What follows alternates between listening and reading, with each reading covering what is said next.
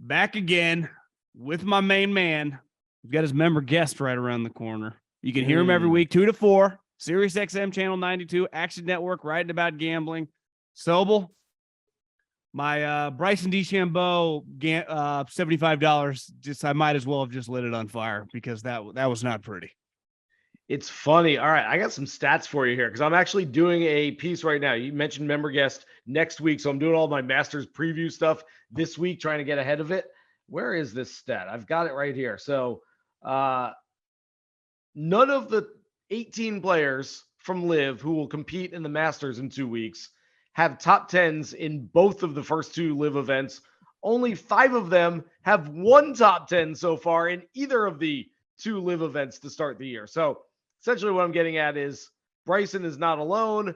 A bunch of the big name LIV players who are going to be competing in the Masters are not playing their best golf right now. It must have been 2021. I might have the number wrong, but didn't Bryson say that he viewed Augusta as a par 67 or was it 68? I thought it was 68. Give him a little credit. Yeah, maybe it was 68. I would say that one. And then I think he missed the cut.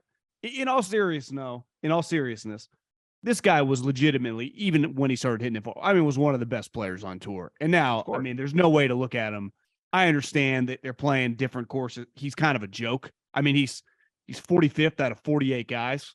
It's pretty crazy. His fall from grace. Like Koepka's been injured, whatever, get a little older. But Bryson ain't 35 years old. I will give him the benefit of the doubt and say it's only 2 events so far on that tour this year. He didn't really play great last year, though. And so at some point, does it come around? We could be talking about him 3 or 4 months from now saying, man, he's the best player on LIV right now because he tore it up. I will say similarly, it goes back to that stat I just gave you. Cameron Smith has gone 5th and then 24th.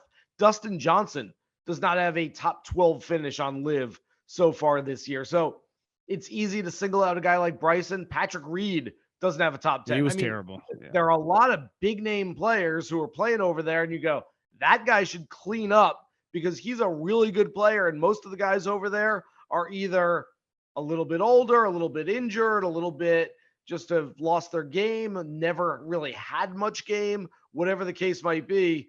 But no one's really cleaning up out there. My guy Brendan Steele has got 2 top 5s. Carlos Ortiz is up there every week. Charles Howell III. But the big names haven't really done much. Well, one thing I find fascinating, you see the conversation on the interweb, is that people go, well, what's the difference? Danny Lee and Taylor Moore. It's like, well, it's you got to play an extra round. You got to make a cut. He is beating Tommy Fleetwood and obviously Jordan Spieth, where I guess Louis has won a major, but how many times Louis won on tour?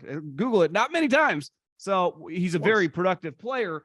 Yeah. It does feel like I had never heard of Danny Lee, and he's clearly I honestly had never had. But I've probably gotten much more into the weeds on the second half of, the 75 to 150 guys the last couple of years, because that's what this guy is, right? He's low-level PGA Tour player. If LIV didn't exist, would he have played last week on Valspar? Those his type? Yeah, no doubt. Yeah, he won the Greenbrier back in 2015. He was a former U.S. amateur champion. He's not a terrible player. He's a guy that kind of fills a hole for the PGA Tour and has been out there for a long time and is now playing LIV. And who knows? If he played the way he did on LIV this past week, maybe that would have been enough to go out and win in Tampa by 3 shots. I don't necessarily think so, but I watched the end of LIV, John, and I watched the playoff. It just, to me, and there's nothing wrong with it. I thought it was exciting. It was fun to watch. The guys were playing pretty fast, which was nice to see. I like that. I'm with you. Whatsoever. But watching in Tampa, there's just a different intensity. There was some pressure. There was some tension. And I just never felt that watching the LIV event, even with Danny Lee, who afterwards talked about, how he hadn't won anything in 8 years and wasn't sure he would ever win again. And Brendan Steele, who I know really well, I had a bet on Steele last week, as I often do, and I'm sweating that bet. And Louis, who has never won a U.S. event on the PGA Tour, and only one event that was PGA Tour sanctioned, that was the Open Championship 13 years ago, is going after win. It still never quite felt as intense as we get down the stretch of a PGA Tour event. Do you think, because I think the argument, do you think there's merit to the argument of just the casual guy goes like, what the hell's the difference? Taylor Moore, Danny Lee, I mean, same level guy. Like, why can't LIV have success if they keep rolling this? And my pushback is, I don't think LIV has any chance at success. We talk about this a lot. If they don't have consistently 3 or 4 of the guys they paid a lot of money in the mix. I mean, it's DJ won it last year. He was fine. But I even mean Cam Smith, Bryson, Koepka. Phil, I give somewhat of a pass to. He was 50 years old when they gave him all this. He was really more brand than, like, they didn't think they were getting some guy in his prime, Right. But his name brought a lot. And clearly he took a lot of bullets last year. But I do think they got to find a way if this thing, and who knows, I mean, there's rumblings like going to keep going for years, to have some of these high-priced guys that are playing in the majors in the mix. You can't control it, but it's just tough when it's, like you said, those names, and Danny Lee wins it. It's a superstar-driven sport. It always has been. I mean, when we talk about golf, you go back 50 years, you talk about Nicklaus and Palmer, and, then you get into the Tiger years. I mean, you don't talk about the guy who was 15th on the PGA Tour at that point. You talk about the superstars, the guys that, we tell our grandkids about someday. And so, yes, you absolutely, you want those players to be up there. I hesitate to say need or gotta have, John, because LIV doesn't need or gotta have anything. Quite frankly, I mean, from everything we've heard, if they're going to hold events, people might go, people might watch, they might not. And whatever happens, they're going to give out a bunch of money to a bunch of players and they move on to the next one. And they may not need us to watch and us to pay attention, us to like it or anything like that. So I understand that. The one real sort of downfall to this whole thing, and I will use a personal anecdote here from a buddy of mine. I actually played golf on Sunday. We finished up. We go into the grill room. PGA Tour event was on the back 9, and we watched the rest of that. And then we watched the LIV event. I'm sitting with a buddy who is a golf fan. I just played golf with him. He said, I got to tell you, I don't know any of these guys playing this PGA Tour event. I don't know Taylor Moore, Adam Schenk. I don't know who these guys are because I haven't been watching the PGA Tour, because a lot of the guys that I like left for LIV. He said, that said, I haven't been watching LIV either, but I just got so disenfranchised by the whole thing that I haven't watched any golf at all, because I said, well, half the guys that I like to watch are over here. Half the guys I like to watch are over there. And so instead, I'm just going to go watch basketball instead. And that's a problem within the game right now, is that there's this fracture. And I think people have said, instead of picking sides, I'm picking nobody and I'm moving on with my life. And so that's a shame. And I don't know how you fix that. No, I know. It's the never ending conversation. Well, it's Jordan Spieth, the once golden child, who still, I'd say, got his career back rolling again. Not quite to the peaks, but he's positive. Pumps in the water on 16. Regardless, he didn't win the tournament, but we talked about him, I think, last week, couple weeks coming up. I mean, there's going to be 3 guys that are going to be all single digits. And I think when the dust settles, could be closer to 15-1 than 20-1. Did you see anything out of Jordan that makes you feel a little more confident or a little less confident headed into Augusta?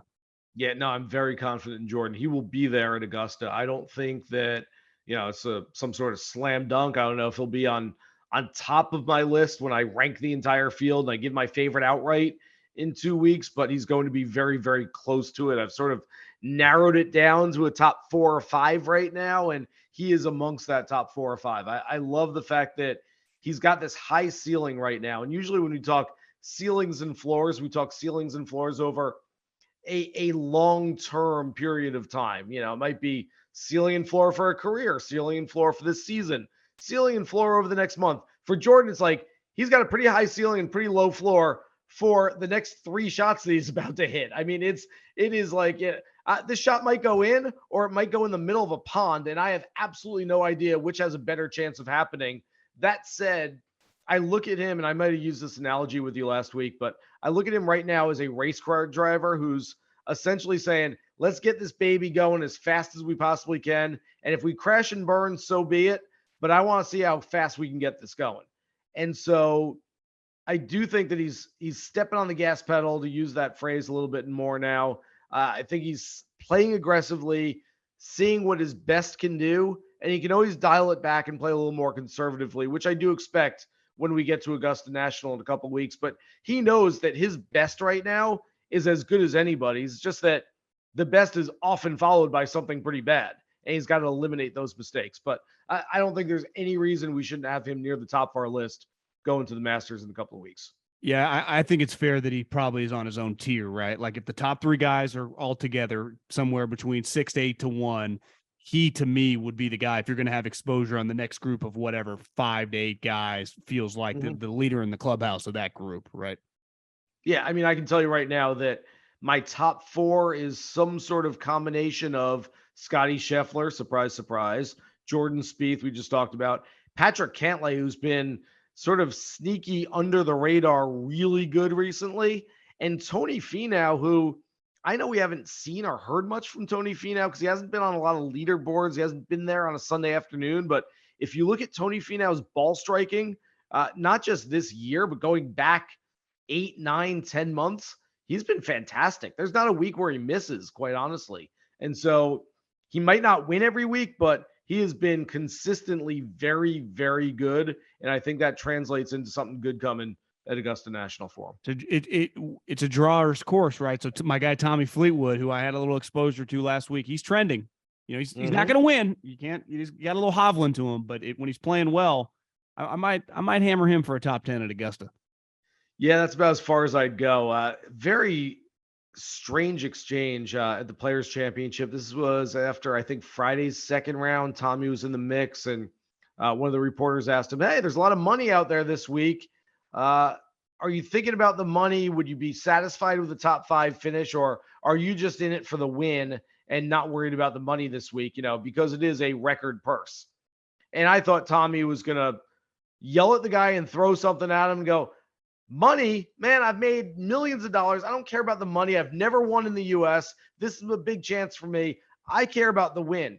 Instead, Tommy said, "Oh yeah, there's, you know, it's a 7-figure payout for top 5 this week. I'd love a top 5. That sounds really good." And that just, boy, I get it. Tommy's a nice guy and maybe he just didn't want to argue his point with somebody, but boy, that just felt like the wrong thing to say at the wrong moment. Well, that's not how the elite guys talk, is it? No. I mean, the conversation last week before we dive into the match play of the rollback, texting, talking to people, overall thoughts of the people you've connected with over the last 7-8 days. Yeah, we had Charlie Hoffman, who's a member of the PGA Tour Policy Board as a former player director, on our radio show last week. And on the same day, we had Keegan Bradley. And let's just say both of them are not exactly in favor of it. Both of them are not exactly fans of the USGA. I believe we've heard from Justin Thomas and a handful of other players so far who just believe that, you know, this is a ridiculous move. I'm starting to get on the same page, John. I'm starting to get there with them. I think they've convinced me. For a long time, I was sort of teetering on the fence a little bit. I said, look, I see this side of it. I see the side of our courses are becoming obsolete and, you know, these guys hit it too far. But I also see the side of hitting it really far is a skill.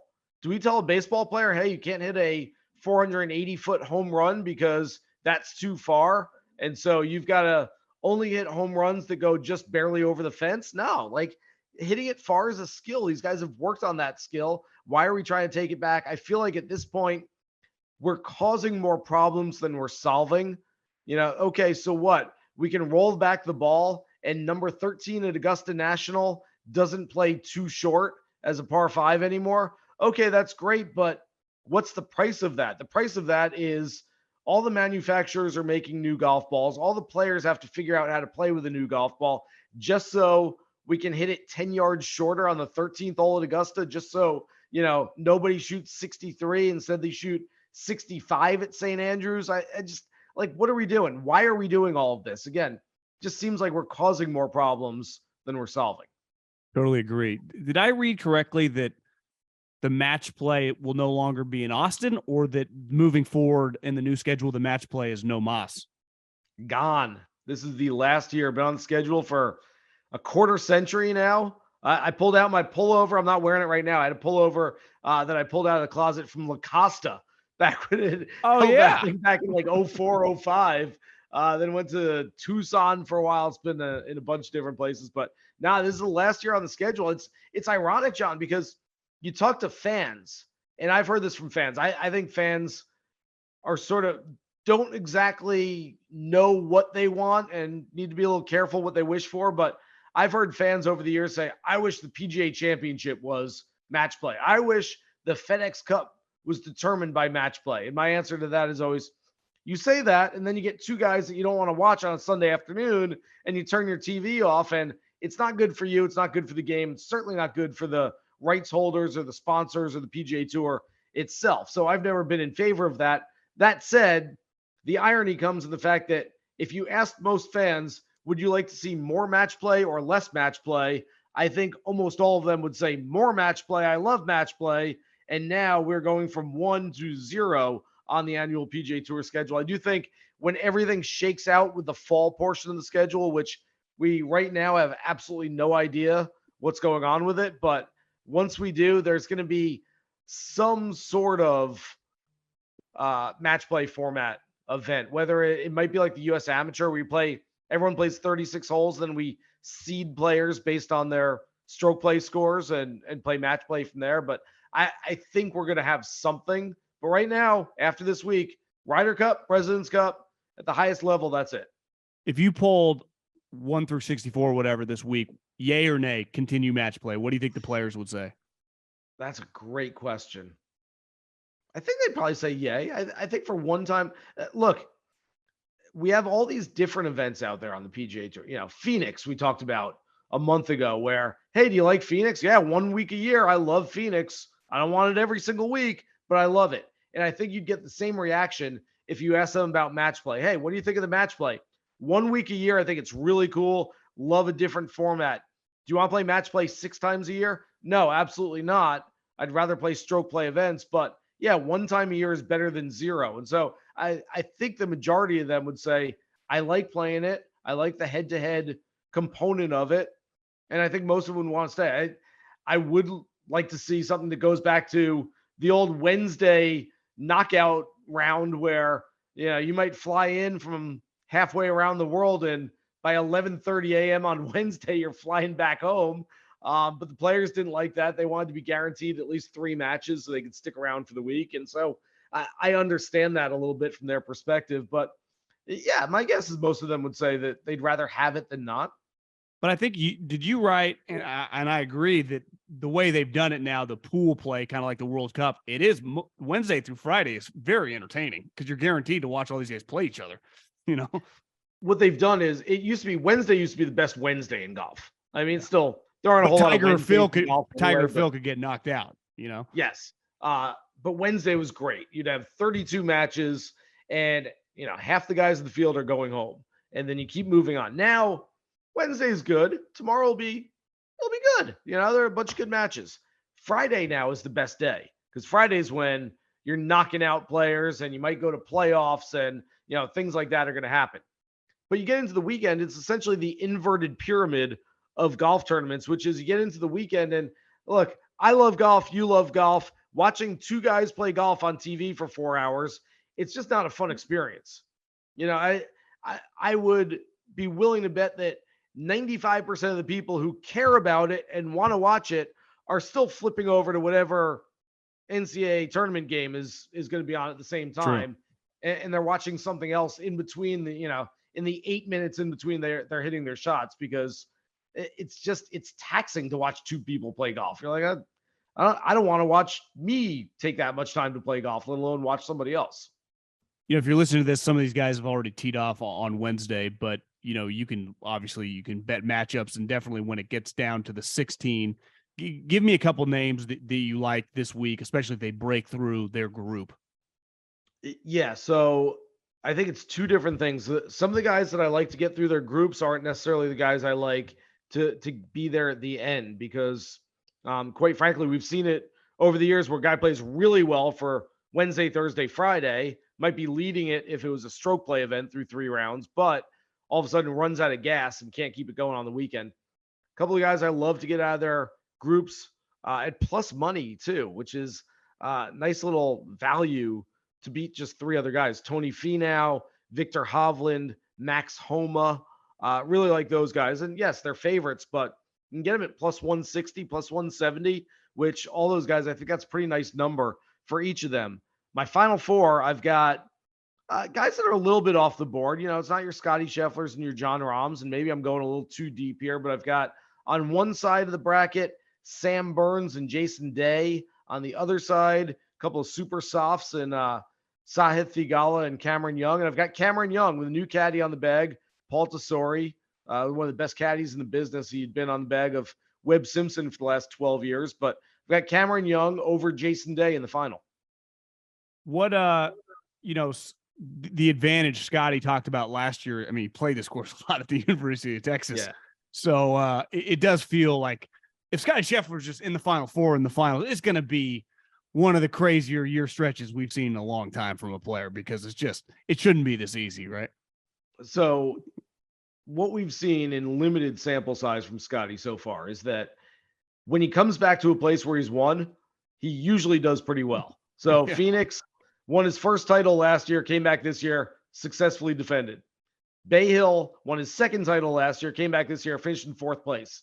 Well, he's now defending a title for the third time, and we know that he likes this golf course. He was second here. He finished runner-up 2 years ago. He won it last year. I mean, yes, I am fading Scottie this week, if only because I think I've got him going to the quarterfinals, but I'm only fading him just because, I don't know, it's no fun to pick the number one ranked player, the number one seed, to go all the way. And so I'm trying to find some value somewhere else. But yeah, if you want to tell me that Scottie Scheffler is going to run the table and win this thing again, I certainly wouldn't argue with you. And I wouldn't talk you out of a bet, even though it's short number.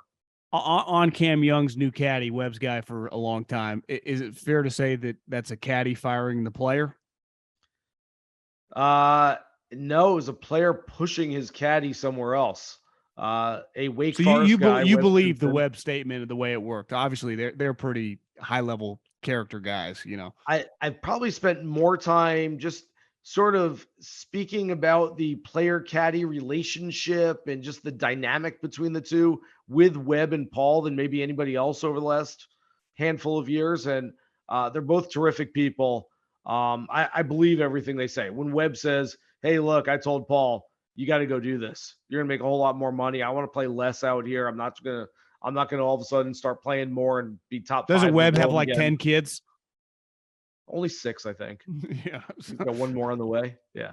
But he's going to play less, and this is an opportunity. It's we've heard a bunch of these recently. Ryan Palmer had worked with his guy, James Edmondson, for 20 years since he joined the PGA Tour, and sort of said, "Hey, look, you have a chance to get on the bag of Davis Riley.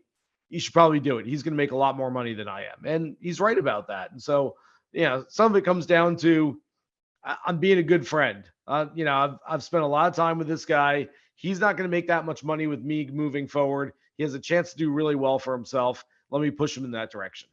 That's definitely been a theme lately, right? Scottie, Tom Kim, Ricky's old caddy, now Cam Young. I mean, that's got to be a huge benefit to some of these younger players. You saw how good Bryson was with his caddy, who immediately goes over. They win a tournament. Who's Bryson's old caddy? Oh, Kitayama. I mean, these guys with experience, it's, clearly impacts the sport. I look at, you're an NFL guy. I look at it as anytime there's a young quarterback in the NFL, I think he's got to have his guy. You've got to have, whether it's an experienced wide receiver or a young guy that's sort of coming up with him, a rookie in the same class or a guy that's been around for one more year. You've got to have your favorite target out there. If you have a quarterback out there who's a rookie, a second-year player who doesn't necessarily have, that number one target, that guy that he really likes to throw to, you're going to struggle because you're like, let me spread it around. You need that one guy. I think for a young player, you need that caddy that you can trust. You need that big-time caddy who's been there, done that, won major championships, understands how to deal with every situation. And that's exactly what these guys are doing. And a lot of it comes from the agents, the managers who, they've been around. They understand what's going on out there. And they know, it's not, I don't know that it's predatory necessarily, but they understand, like, hey, that guy's he's a really good caddy. He's not making much money on that bag anymore. Let's go, see if we can get after him and see if we can bring him over to our team. Yeah, it is a business. Well, so we'll have a good week and start gearing up for tradition like Any other? I'm working on my preview stuff right now.